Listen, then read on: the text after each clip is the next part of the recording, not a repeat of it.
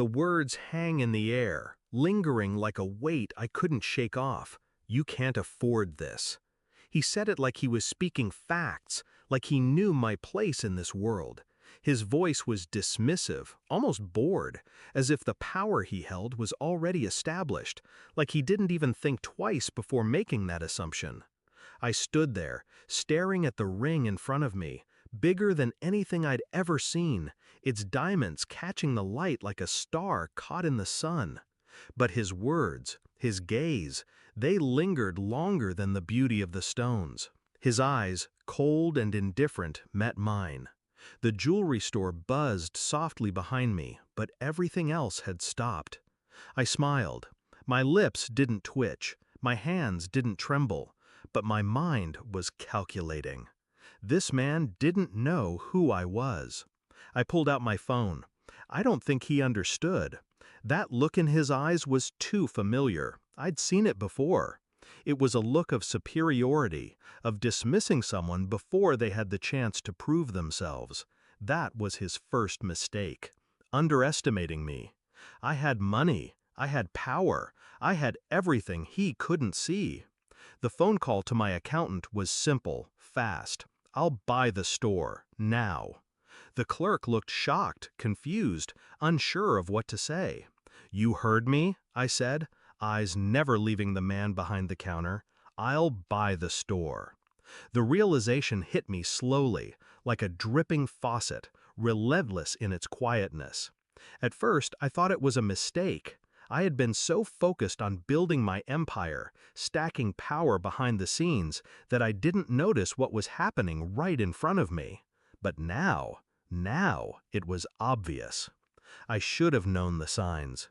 I should have noticed how she started staying out late, how her phone buzzed every time we were together. But I ignored it. I was too wrapped up in my world, in my climb. I thought she was mine. And then came the confession, the slip of the tongue. It's just a fling, okay? It doesn't mean anything. The words hit like a blow to the chest. She didn't even look at me when she said it. She said it like it was an afterthought, as though the betrayal didn't even matter. But it did. It cut deep. I had given her everything, trust, loyalty, my future. And she gave it to someone else.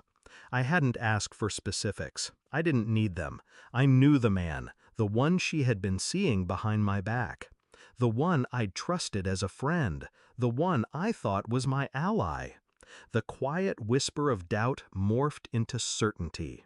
There were no more questions, only answers I didn't want to hear. I didn't confront her right away. I was smarter than that. I had time to plan, time to gather the evidence, to watch from the sidelines. I was playing this game on my terms. I would expose her, my way. I started with the phone records. I watched her texts, her calls, the late-night messages, the hours I had lost her to someone else. Each ping, each vibration of the phone marked a lie I'd been too blind to see. But I wasn't blind anymore. I arranged a meeting with the lawyer. I needed confirmation, just one last step to seal her fate. The DNA test I ordered came back, confirming everything. The child wasn't mine. He had been hers and his. Another betrayal buried beneath layers of lies. I didn't act on the information immediately. Not yet. I needed to watch, to make sure everything was in place. The smile on her face when she thought I was none the wiser. The way she tried to hide the guilt in her eyes. But I saw it all. I saw the cracks, and I bided my time. It wasn't the confrontation I was expecting. No screams, no shouts, just a simple moment. I walked into the living room. She was sitting there, distracted by something on her phone.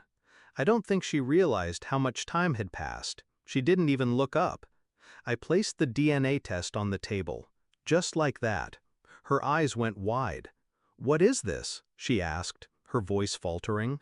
I didn't say anything. I didn't need to. The truth was in front of her now. She reached for it slowly, her hands trembling. As she read, her face turned pale. I watched, silent, controlled. And then the tears came. Not for me, not for us, but for herself. "Please," she whispered, "it's not what you think." I didn't react, didn't move, didn't offer her a shred of comfort. She had nothing to say that mattered. I had the truth. I had the power. And it was over. I didn't shout. I didn't lose my temper. I didn't need to. I simply stood up. "I think you should leave," I said. My voice was low, measured. I didn't care about the apologies, the excuses. "I've known for a long time. You don't have to pretend anymore." Her face crumpled. She tried to reach out for me, but I stepped back. "Leave. Take your things. I'll take care of everything else." She left, without another word, without a single ounce of regret or guilt. But she was broken. I could see it. She didn't need to say it. I'd won. I stood in the empty room, staring out the window at the skyline.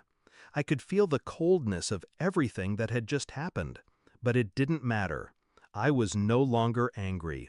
I didn't care. I had the power. I wasn't the one who lost. I walked away, leaving the past behind. It was a quiet victory. No cheers, no applause, just the sound of my own footsteps as I stepped into my future. And for the first time, I felt free.